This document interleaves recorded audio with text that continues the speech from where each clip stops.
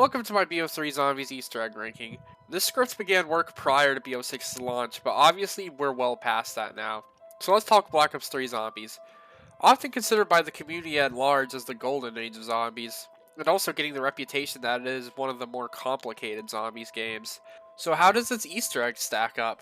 Let's rank them, shall we? Starting out with 6th place, the Giant.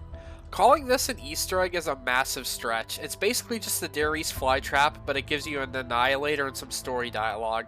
But it's considered an Easter egg technically because it gives you a gate worm for the super Easter egg. So technically we have to rank it here. It's a 0 out of 10 difficulty. It's so easy. Shoot something outside the map with a packed weapon, then shoot 3 hidden items with the packed weapon. Baby's first Easter egg. I'd give it a 4 out of 10 for fun. If you're playing the Giant, you may as well do it just to give you something to do for a few minutes. It's a 4 out of 10 reward. The Annihilator is pretty good, and I'd say 5 out of 10 replayability. Whether you do it or not is really a toss of a coin. Let's not waste any more time here though. 5th place is Revelations. You know how sometimes it feels like the zombies community cares far more about how long it takes the Easter egg to be solved rather than how good it actually is? This should be a top tier egg then because it took weeks to solve. Mainly because it makes no fucking sense. It's full of random steps where you're looking for some obscure tiny object that is barely visible at all, most of the time outside the map, with lots of locations to remember when you take into account every single step. It's like they set out to make the egg as awful as they could. They could have done way cooler things with this egg. A thought I had was taking Easter egg steps from maps featured within this map and remixing them to fit into this map. I think that would have been infinitely better than Rock and Bone Hunting Simulator. For difficulty, I'll give it a 9 out of 10. You've got to really want to get this thing done to actually do it, and even then I'd say it's not so much difficulty, but more so annoyance. For fun, 3 out of 10. Rewards, 8 out of 10. This egg does end the game instantly upon completion. However, if you've done all the other Easter eggs in this game, then upon completion of this, you'll get 1 million XP, the Premise Rules calling card, and the RK5 upon spawning in every match from there on out. Now there have been way better Super Easter egg rewards since then, but it wasn't bad for their first real attempt at a permanent Super Easter egg reward. Replayability, 1 out of 10. I'm not sure what it'd take to convince me to run this again. The best step in the egg I'd say is going around the map and throwing the summoning key at significant items of zombies past, typically map specific. This is one of the last steps in a nice little walk through memory lane that I feel the egg desperately could have used more of. The worst step is going to be the bones. Shooting bones outside the map is the lowest Treyarch have ever fallen in Easter egg design, I feel. It has to be. Sure, there's only a handful of them and the locations are the same every match, but I'm sorry, it's still just so fucking stupid. This egg was surely something, and not a great note to end BO3 on. Oh, and the final boss fight was a wet fart of a fight that was literally just reused from number 4, Shadows of Evil. And just like that, we jump from the end of BO3 to the very beginning. Shadows is extremely similar to Mob in a lot of ways, and its Easter egg is kind of not too different. Now it's got more to it than Mob's Easter egg for sure.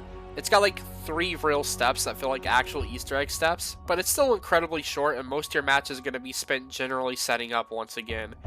This is no problem because Shadows is fun, and the setup feels like it has so much depth on its own and it is enough to keep you busy on average into the mid to late teens, and maybe even the early 20s depending on your pace. For difficulty, it's going to get a difficulty rating of 5 out of 10. It's really not too bad as long as you have competent players who are good at the map or quick learners. For fun, 7 out of 10. Shadows is one of the best maps of all time, and since most of the Easter egg is just Shadows business as usual, it gets a higher rating. Especially because none of these steps are annoying or that bad. One is kind of tricky though. Rewards, 4 out of 10. You get the Civil Protector upgraded, and the Skybox and Atmosphere returns to the way it was upon the start of the match. No perks or anything, but the Civil Protector is the GOAT, even unupgraded, and the Atmosphere of Shadows is basically unparalleled. Replayability, 3 out of 10. I'd say whether I do or don't want to do it much more is kinda to the flip of a coin, but the 4-player requirement really drags that down because unless I'm going to use a mod, I just won't have the choice most of the time. The best step, I'm going to say the flag step. Honestly, this step is so easy it's almost boring with Fear and Headlights, but even without it, it genuinely isn't bad at all, especially in a 4-player game. Now I can see it being significantly harder the less players you have, but I feel that'd be pretty fun actually. but definitely in 4 players it was nothing at all, especially with an Apothecon servant on the field. Worst step, the ending. This isn't really that complicated at all, it's just always an absolute mess every single time I do it.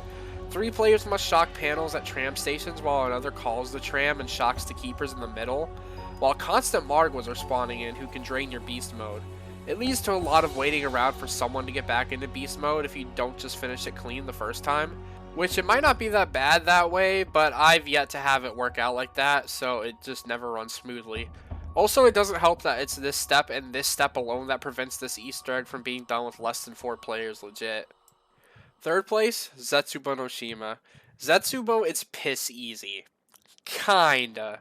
These steps are so easy on paper and it's not really all that hard to pull them off, but you're going to be doing a lot of gambling with RNG between what challenges you get, which all players need to complete every single one of, what plants you get, and what you get out of said plants. I'd say Zetsubou is kind of one of the more complicated maps in this game for general setup.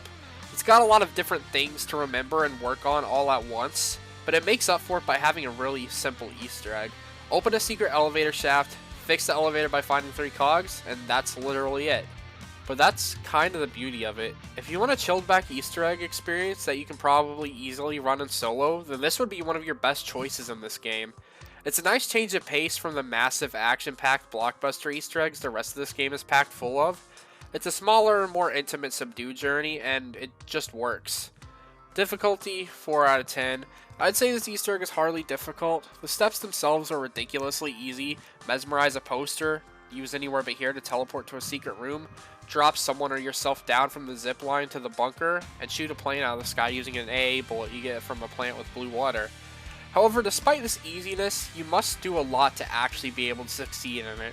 You have to get the KT4 Masamune, you have to get the Skull Non-Sopway, you have to build a gas mask, you have to do all of your challenges, and in co-op everyone has to do theirs too. There's a lot going on when you're running this thing, so that's why it's a 4 instead of something more like a 2 or a 1. For fun, I'd give it a 6 out of 10. It's an average all the time. I usually have a decent time running it. Rewards, 7 out of 10. You get all perks upon completion, however, non-permanent.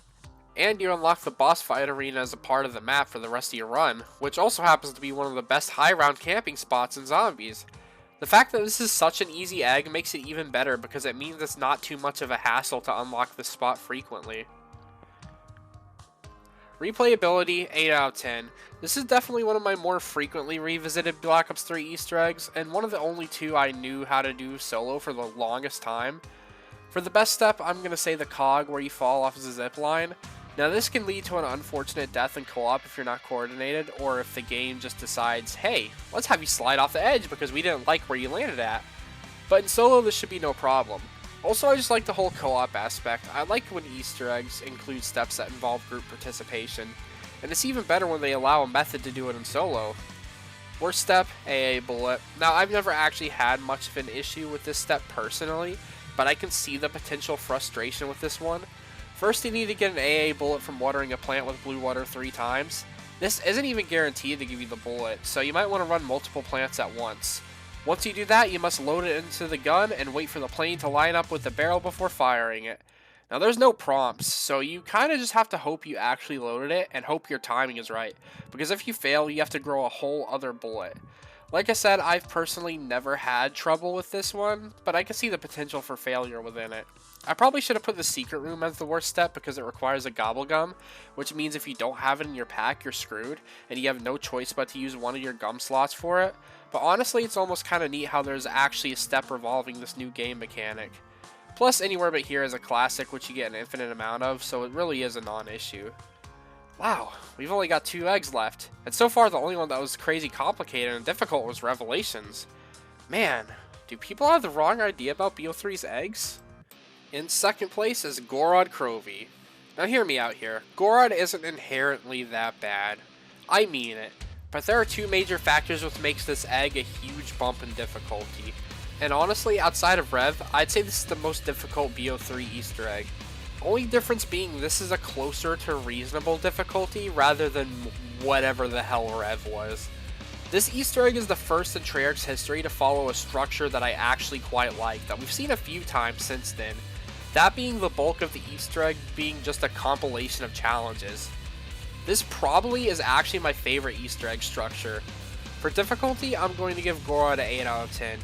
These challenges can be really tricky, especially without exploiting Gobblegums, because good luck escorting the 1 HP Valkyrie without Undead Man walking, and also enjoy the fact that both it and the Mangler you have to escort can be harmed by your shots, which actually for the Mangler can be used to your advantage, but it's just really dumb that they work that way.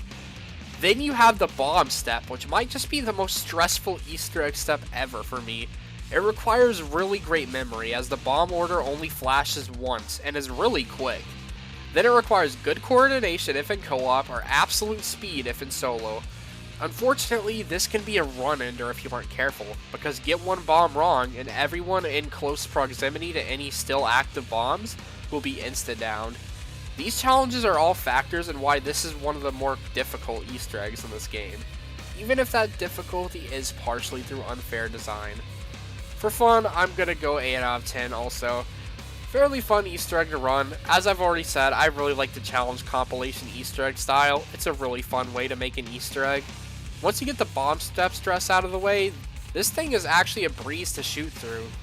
In terms of rewards, 5 out of 10. This map doesn't have a whole lot special to offer really, just the non-permanent perkaholic that is a standard in this game's Easter eggs. No special area, despite the fact that the boss arena would be a legendary area to have in normal gameplay. Replayability, I'll go with a 7 out of 10. I probably won't replay this as much as maps like Zetsubou or Dare Eisen due to the stressful nature of the bomb step, but I would like to run this one quite a bit more in the future. For the best step, I'm going to go with the Gersh challenge. It's cool from a lore standpoint, and I just like the gameplay of going around the map looking for this guy, like a little game of hide and seek. Worst step, I mean, I feel like I've made my choice here obvious for quite a bit now. It's the bomb step. Honestly, this step is just scary, and although it's easy to have not in your run in co-op, in solo I'm sure it's ended many runs before. Now we've covered 5 out of the 6 maps, and there's one that has been conspicuously missing so far. What could it be? It's their Eisendrache. Yeah, I feel like this is just the universal pick, and I've actually got to stand by the popular opinion on this one. Their Eisendrache as an Easter egg, well, really as a map, is just that good. This might just be the most well-rounded Easter egg in Zombies history. I mean it. It's just got the right level of difficulty. This one is easy to pick up for beginners, but not so mind-numbingly easy that the more experienced player is unengaged. It's going to get a 5 out of 10 difficulty for that, because I feel that this truly is where it lands. All the steps are just right on the difficulty scale. Now there is certainly an aspect that can be a bit confusing, or at least for me, such as the keeper noise playing even when you don't need to actively be searching for wisps, or the death ray button not glowing, but that's more of a me issue I feel with forgetting the sequencing of particular parts. For fun, 10 out of 10. Never a bad time running this one. For rewards, 5 out of 10. Despite being the best egg in this game, its rewards are nothing all that special. You get the non-permanent perkaholic, and you get the moon blown up in your skybox. For replayability, 10 out of 10. It's likely my most done BO3 Easter egg to date, and will probably remain that way in the future. The best step I'm going to say is the Wisp step. I know this happens multiple times throughout the Easter egg, but I like to search around the map while being timed gameplay.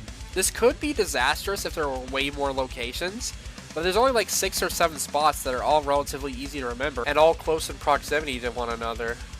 For worst, I really have no idea of what to put here at all, but I'm gonna put the Simon Says, I guess. Because if you mess it up at all, which you really shouldn't to be honest, you have to start all over from the beginning of the first terminal.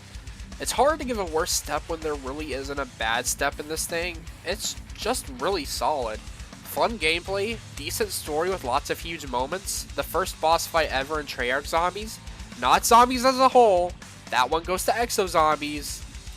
Which, this boss is okay, but can I just say, this one is massively overrated? Like, I've seen so many people call it one of the best sub-bosses in Zombies, and like, it isn't even top 5 in my opinion. Maybe not even top 10. That one's gotta be nostalgia blinding people, or just falsely believing it was the first one that makes it so big in people's minds. I mean, again, it is still a decent boss, but a tad overrated in my humble opinion. But that's gonna put it into Der Eisendrache, a really great egg, one of the best ever. But that's gonna end this video. This, and even my Cold War rankings were supposed to be up before Black Ops 6 ever dropped, but that obviously didn't happen. Honestly, I'm starting to feel like a 1 month gap between these rankings is just inevitable. Pre-BO6, I was going to skip Black Ops 4's ranking temporarily because we skipped the Chaos Easter eggs prior to launch due to a lack of time or relevance to the story of BO6, which obviously did not age well at all. So this is basically my long way of saying Cold War was supposed to be next since we hadn't done all of BO4, but BO4 might just be next after all. I don't really know. So, see you all for whatever happens in probably a month.